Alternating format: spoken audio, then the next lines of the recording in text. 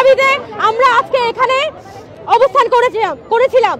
আজকে এই প্রোগ্রাম শেষে এই রাজু ভাস্কর্য থেকে ঢাকা বিশ্ববিদ্যালয়ের শিক্ষার্থীদের পক্ষ থেকে আমরা ধর্ষণ বিরোধী মঞ্চ ঘোষণা করলাম। আগামীকালকে সন্ধ্যা 7:30টায় আসিয়ার ধর্ষকদের ফাঁসির দাবিতে এবং বিশেষ ট্রাইব্যুনাল গঠন করে প্রত্যেকটা ধর্ষণের বিচারের দাবিতে আমরা পুনরায় মশাল মিছিল করব এই রাজু ভাস্কর্য থেকে। আগামীকালকে 7:30টায় সন্ধ্যা 7:30টায় ইফতারির পরে আমরা প্রত্যেকটা হল থেকে মিছিল নিয়ে এসে এই রাজু ভাস্কর্য থেকে আমরা মশাল মিছিল বের করব। এটা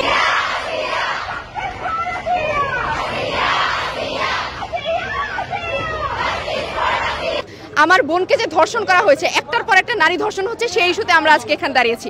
আজকে আমরা যেই বিষয়টা নিয়ে দাঁড়িয়েছি তা হলো আমাদের বাংলাদেশে এখনো পর্যন্ত প্রাপ্ত তথ্য মতে গত 5 বছরে 27,000-এরও বেশি ধর্ষণ হয়েছে।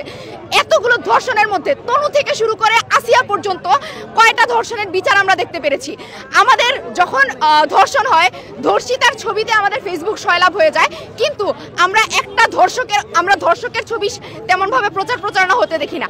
আমাদের বাংলাদেশে এখনো মেয়েদেরকে পোশাক নিয়ে, তাদের হচ্ছে চলাফেরা নিয়ে, তাদের জীবনযাপন নিয়ে কথা শুনতে হয়। একজন যখন ধর্ষিত হয় তখন সেই ধর্ষণের নির্মমতার চেয়ে বড় হয়ে ওঠে তার পোশাকের ব্যাপারটি।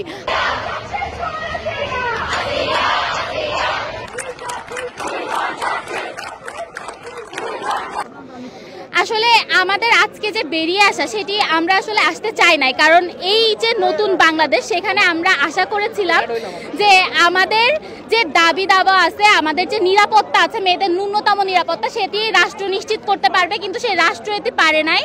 সে রাষ্ট্র সেটি করতে ব্যর্থ হয়েছে। আমরা দেখছি প্রতিদিন কি পরিমাণ ধর্ষণের ঘটনা ঘটছে, এবং আমরা দেখেছি আসিয়ার মতো আমরা কালকে রাতেও দেখেছি 4 বছরের একটি বাচ্চা, তাকে ধর্ষণ করা হয়েছে।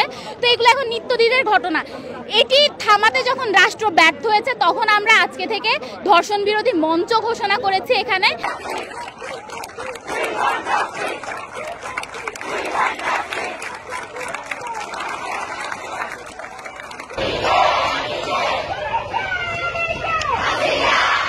এই সরকারের আইন উপদেষ্টা এবং স্বরাষ্ট্র উপদেষ্টার কার্যক্রম নিয়ে আমরা খুবই আশাহত। দিন দিন হচ্ছে প্রতি 9 ঘন্টা অন্তর অন্তর এক একটা ফেসবুকে স্ক্রলিংয়ে আমি হচ্ছে এক একটা ধর্ষণের খবর শুনতে পাচ্ছি।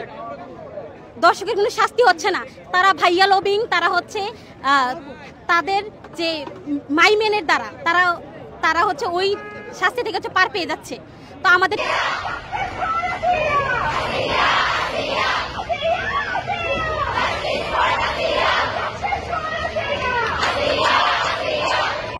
যে একটা উপদেষ্টা আছে, এরা খাচ্ছে দাচ্ছে, নাকে তেল দিয়ে ঘুমাচ্ছে।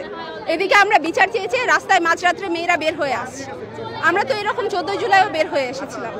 আমরা কি এরকম বাংলাদেশের জন্য বের হয়ে এসেছিলাম? আসি নাই। আমরা ভেবেছিলাম আমরা নতুন একটা বাংলাদেশ পাবো, যেখানে এরকম আগের মতো ব্যবস্থা থাকবে না, অ্যাটলিস্ট সব ধরনের বিচার পাবো। এই চুরি ছিনতাই এসব বাড়বে, কিন্তু বারবার দোহাই দেওয়া হচ্ছে যে হ্যাঁ আন্দোলনের পর এরকম একটু একটু হয়, বিপ্লবের পর এরকম একটু একটু হয়। এগুলো আর কতদিন?